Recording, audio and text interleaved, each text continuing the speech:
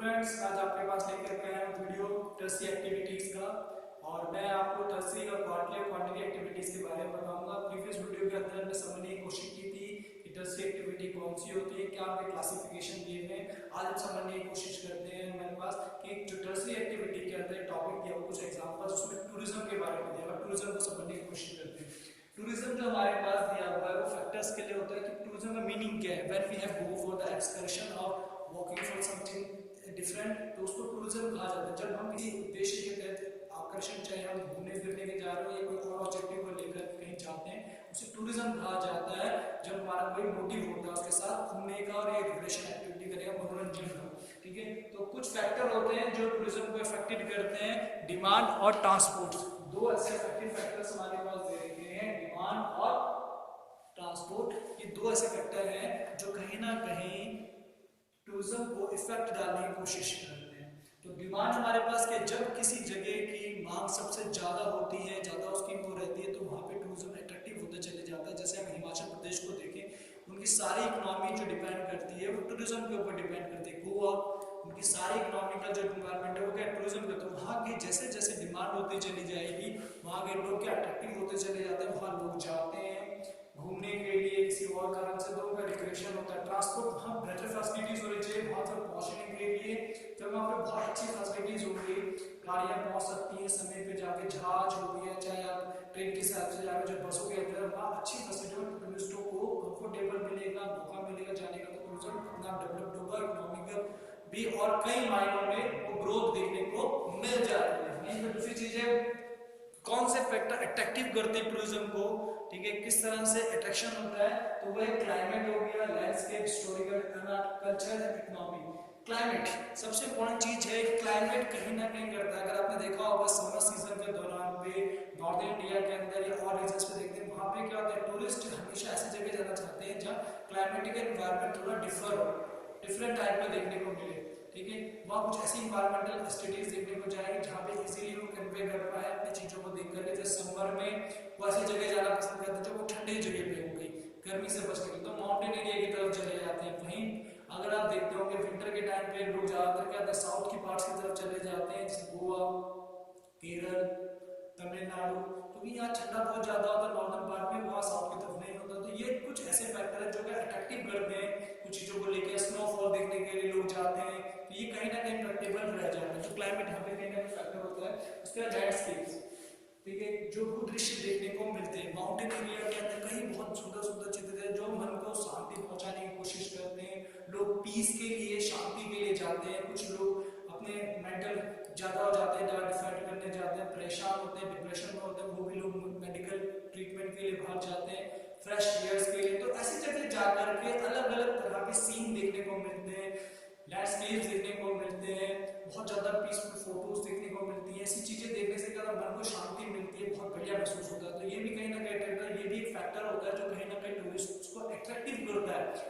क्योंकि कई जगह पे अगर आप देखते हैं समुद्र के आसपास बहुत सुंदर सुंदर जगह बनी हुई होती है जो बहुत लोगों को अट्रैक्टिव करती चली जाती है। लैंडस्केप बने हुए होते हैं, डिफरेंट तरह की शेप्स बनी हुई होती हैं, तो जो क्या करती है बहुत आकर्षित अट्रैक्टिव करती है। तो ये कुछ ऐसी चीजें होती है जो बुलाने की कोशिश टूरिस्ट को खींचती है। अगर आप देखें गोवा के अंदर लोग बीचेस के पास में रहते हैं, क्यों? क्योंकि उनको ठंडी हवा, आराम, वो सब चीजें कंफर्टेबल मिलने की कोशिश। साथ साथ क्या जो सीन होता है समुद्र के आसपास के पार्ट्स में, लहरों के आने जाने का, टाइड्स के चलने का, तो वो अट्रैक्टिव करता है। वहीं लोग ऐसी जगह पे जाना पसंद करते हैं जहाँ स्नोफॉल हो रहा होता है, तो वहाँ पे भी। तो ये कुछ ऐसे कारण है जिसके कारण लोगों का अट्रैक्शन देखने को मिल जाता है। वहीं दूसरी चीज है story and art. History and art भी इम्पोर्टेंट है। कई लोग, टूरिस्ट लोग हिस्ट्री को जानने के लिए वहाँ बड़े लैंडस्केप, बिल्डिंग, स्ट्रक्चर्स को देखने के लिए जाते हैं। जैसे राजस्थान जाते हैं लोग, ठीक है, उसके अलावा कई और जगह पे भी देखने को मिलते हैं, कालसी हो गया आपका, उसके अलावा हिस्टोरिकल प्लेसेस बहुत सारी हैं। तो वहाँ जाने का उनका मोटिव क्या होता है कि उन जगह की आर्ट कल्चर को देखना, वहाँ की हिस्ट्री को जानना। सबसे ज्यादा टूरिस्टों का जो ज्यादातर हिस्ट्री को लेकर माइग्रेशन देखने को मिलता है, जो ज्यादातर टूरिज्म को जाने को देखने को मिलता है वो राजस्थान की तरफ, काफी ज्यादा लैंडस्केप्स वहाँ देखने को, बिल्डिंग स्ट्रक्चर देखने को, जैसे ताजमहल देखने के लिए लोग जाते हैं, लाल किला देखने जाए, इंडिया गेट हो गया, गेट वे ऑफ इंडिया हो गया। तो ये कई जगह जाकर के उन चीजों को देख करके समझने की कोशिश करते हैं। उसके अलावा साउथ की तरफ डिफरेंट तरह के टेम्पल्स देख रहे हैं, उनके साथ जुड़ी हुई हिस्ट्री, स्टोरीज, आर्ट चीजें, वो कहीं ना कहीं अट्रैक्टिव करती है। ये भी एक अट्रैक्शन का मेथड रह जाता बुलाता है। और एक्टिविटी करके भी यहाँ कहीं लैंडस्केप्स और हिस्टोरिकल बैकग्राउंड बिल्डिंग स्ट्रक्चर्स क्या करते हैं, कहीं ना कहीं बुलाते हैं। तो वो सब चीजें टूरिस्ट को बुलाती हैं और करने की कोशिश करती हैं। यानी मलेशिया का एग्जाम्पल देखें, इंडोनेशिया हो गया आपका, थाईलैंड हो गया, तो इन बैंकॉक हो गया आपका, न्यूजीलैंड हो गया आपके पास। तो ये कुछ ऐसी जगह है जैसे आप चिली सैंटियागो देखने को, यहाँ पे कई जगह पे हिस्टोरिकल चीजें देखने को इजिप्ट चले जाते हैं लोग। तो ये फैक्टर्स हैं जो कहीं ना कहीं आर्ट कल्चर को अट्रैक्टिव करते हैं। उसके बाद कल्चर इकोनॉमी, ठीक है। कई टूरिस्टों का जो मेन ऑब्जेक्टिव होता है वो होता है कि हम दूसरे देशों के कल्चर को जानने की कोशिश करें। कई को लोगों को अच्छा लगता है तो लोग आते हैं, जैसे कई टूरिस्ट आते हैं अपने ऋषिकेश के अंदर, हरिद्वार के अंदर। तो उनका इकोनॉमिकल भी कॉन्सेप्ट होता है, पीस भी, इन्वायरमेंटल, योगा हो गया और चीजों को लेकर के हो गया। साथ साथ वहाँ पे होने वाले कल्चरल एस्पेक्ट्स को देखने के लिए राजस्थान जाते हैं, बड़ा मेला लगता है पुष्कर मेला, उसको देखने के लिए। केरल के अंदर जो कार्निवल चलता है इसका क्रिसमस के टाइम पे, वहाँ लोग जाते हैं हिस्टोरिकल बैकग्राउंड देखने के लिए, स्ट्रक्चर्स देखने के लिए। उसी के अलावा तमिलनाडु की तरफ देखिए आप, बहुत ज्यादा महत्व, तो वो कहीं ना कहीं टूरिस्ट को अट्रैक्टिव करता है, अपनी तरफ अट्रैक्शन करने की कोशिश करता है और बेनिफिट देने की कोशिश करता है। ये कुछ ऐसे फैक्टर होते हैं जो कहीं ना कहीं टूरिस्ट के लिए फेवरेबल कंडीशंस बनाते हैं और टूरिज्म को डेवलप करते हैं। These are some factor to attractive the tourism, ठीक है। किस तरह से रोल होता है, एक एस्पेक्ट को समझने की कोशिश की हमने। क्वांटिटी एक्टिविटीज और क्वांटिटी एक्टिविटीज हमारे पास है। क्वांटिटी एक्टिविटीज जो हमारे पास दे रखी है और क्वांटिटी एक्टिविटीज जो हमारे पास दे रखी है, समझने की कोशिश करते हैं। क्वांटिटी एक्टिविटीज जो हमारे पास चतुर्थम क्रिया जिन्हें कहा जाता है, उसमें इंफॉर्मेशन बेस्ड और R&D बेस्ड होते हैं। जो पहली तीन एक्टिविटीज थी प्राइमरी एक्टिविटी, जिसमें मैंने आपको बताया था एग्रीकल्चर और जो बेसिक चीज उन पे जुड़े रहते थे। सेकेंडरी एक्टिविटी के अंदर जो लोग थे उनका जो सेक्टर होता था वो इंडस्ट्रीज था। बट जो टर्सरी एक्टिविटीज में जो सर्विसेज के अंदर सेक्टर के अंदर जो उनके अलग अलग बेसिक कॉर्पोरेट एक्टिविटीज होती हैं, उसके अंदर क्या होता है, इंफॉर्मेशन बेस्ड, जो इंफॉर्मेशन कलेक्ट करने का काम कर रहे होते हैं, उनको इकट्ठा करने का, डाटा इनको इकट्ठा करने का काम करते हैं, वो सब इसके अंदर आ जाते हैं। और इनका क्या तो प्रोफाइल थोड़ा डिफरेंट टाइप का होता है, देखने को मिलता है। And research and development based होता है इनका। ये लोग क्या करते हैं, डाटा को लेकर के आते हैं, अपने अकॉर्डिंग उसको रिसर्च करते हैं, डाटा को एनालिसिस करते हैं और रिपोर्ट बना करके रख देते हैं, ठीक है। पर जो क्वांटिटी एक्टिविटीज वाले होते हैं, इनका स्पेशलाइजेशन होता है कि ये स्पेशलिस्ट होते हैं जो डाटा एनालिसिस करना है, इनका काम है एनालिसिस करना, बॉस की तरह होते हैं ये। जो अगर हम देखने की कोशिश करें, इनका जो मेन जॉब है स्पेशलाइजेशन, किसी चीज का पर्टिकुलर काम है, डिसीजन मेकर्स होते हैं ये लोग, ठीक है, जो कि कहते हैं निर्णय लेते हैं उन चीजों को लेकर के, कंसल्टेंसी का काम करते हैं, परामर्श देने का काम करें, पॉलिसी मेकर जो होते हैं, फॉर्मेशन ऑफ पॉलिसीज होती है।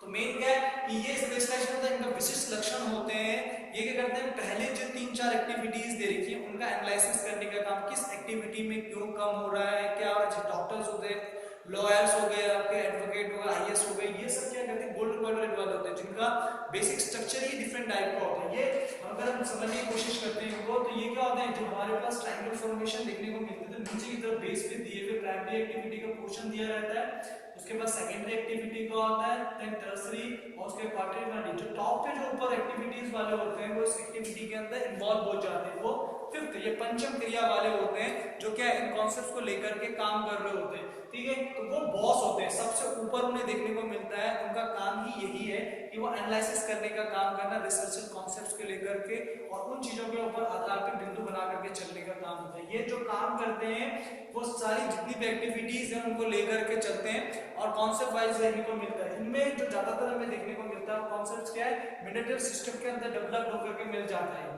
इनने क्या करना है, इन सब चीजों को देखना है, कंसल्ट करना है, कॉन्सेप्ट्स को लेकर के जाने का काम कर रहे हैं। तो कहीं ना कहीं कॉन्सेप्ट के पूरे बड़े लेवल पे होते हैं, ये पॉलिसी बना रहे हैं उन सबके लिए, प्राइमरी एक्टिविटी के लिए, सेकेंडरी और टर्सरी एक्टिविटी के लोगों के लिए भी पॉलिसी बनाने का काम कर रहे हैं। उनको कंसल्ट करते हैं किस तरह डेवलप किया जाए डिफरेंट स्टेजेस के अंदर, उनके लिए प्लानिंग करना, उनकी फॉर्मेशन को बनाने का काम करना, ये सब चीजें इसके अंदर आ जाती है। उनका मेन जो होता है वो इस तरह से काम करना होता है कि किस तरह की चीजों को प्रेजेंट करके रखा जाए। तो ये एक कॉन्सेप्ट दिया हुआ है। फोर्थ एक्टिविटी जो हमारे पास चतुर्थम क्रिया, पंचम क्रिया कहते हैं। पंचम क्रिया का काम होता है कंसल्ट करना, चीजों को बताने का काम करना, पॉलिसी बनाने का काम करना, और फॉर्मेशन को बहुत बेहतर तरीके से प्रेजेंट करने का काम करना। पांचवी क्रिया के अंदर इन सब चीजों को देख करके एनालिसिस किया जाता है। तो कॉन्सेप्ट आपको समझ में आ चुका होगा। आपका नेक्स्ट टॉपिक जो दिया हुआ है वो है डिजिटल डिवाइस, ठीक है, डिजिटल डिवाइस किसे कहते हैं समझने की कोशिश करते हैं। आपको एक एग्जांपल की हेल्प से समझाता हूं डिजिटल डिवाइस होता है क्या। ठीक है, हमारे पास एरिया दे रखा है, ये एक एरिया दिया हुआ है हमारे पास में। तो कुछ लोग यहाँ पे पढ़े लिखे लोग दे रखे हैं हमारे पास में, ठीक है, जिनके पास सारी चीजें दी हुई है, ठीक है, जिनके पास सारी एबिलिटी हमारे पास दी हुई है।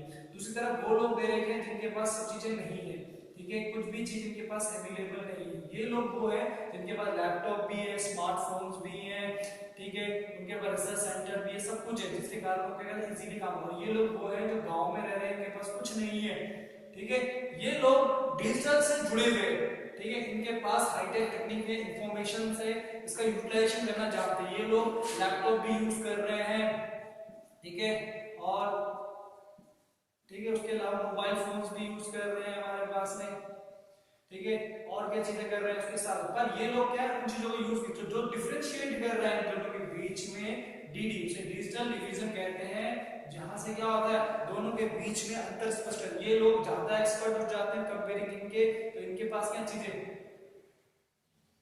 ठीक है, तो इनके पास वो चीजें अवेलेबल हो जाती है। तो ये जो डिफरेंशिएशन हो रहा है, जो डिफरेंशिएशन बन रहा है वो डीडी कहलाता है, डिजिटल डिवीजन कहलाता है। तो क्लियर हो गया होगा आपको, मैंने आपको बताया कौन कौन सी चीजें टर्सरी एक्टिविटी के अंदर कौन सी, क्वार्टरली कॉम्पिटिटिव एक्टिविटी के अंदर कौन सी है। क्वार्टरली एक्टिविटी जो होती है उनके जो लोग होते हैं उनका नाम रिसर्च आरडी, जो रिसर्च एंड डेवलपमेंट का आरएनडी का काम करने का काम होता है। वैसे ही क्वार्टरली एक्टिविटीज वाले लोग होते हैं डिसीजन मेकर होते हैं, पॉलिसी मेकिंग करने का स्पेशलाइज होता है। और जो पांचवी क्रिया के अंदर, पंचम क्रिया के अंदर जो लोग इन्वॉल्व हैं उनका जो कॉलर होता है वो गोल्डन कॉलर होता है, ठीक है, और जो फोर्थ एक्टिविटी है व्हाइट कॉलर वाले लोग होते हैं, प्रोफेशनल टाइप के होते हैं, उनका डिजिटल होता है, तो हाईटेक जर्नलिस्ट होते हैं। ये हमारे पास डिफरेंशिएशन है, आप सबको पता होना चाहिए किसको किस कॉलर के नाम से जाना जा रहा है, किसके लिए कौन सा कॉलर यूज किया जाता है, आप उसको ध्यान से करें, ठीक है। मेरे चैनल पे बने रहें, आप चैनल को सब्सक्राइब भी करें, कमेंट भी करें, लाइक भी करें, ठीक है, और साथ साथ अगर कोई डाउट रहता है आपके मन के अंदर, you should ask in comment section. Comment section में आप मुझसे बिंदास होकर पूछिए, कोई दिक्कत नहीं है। Thank you.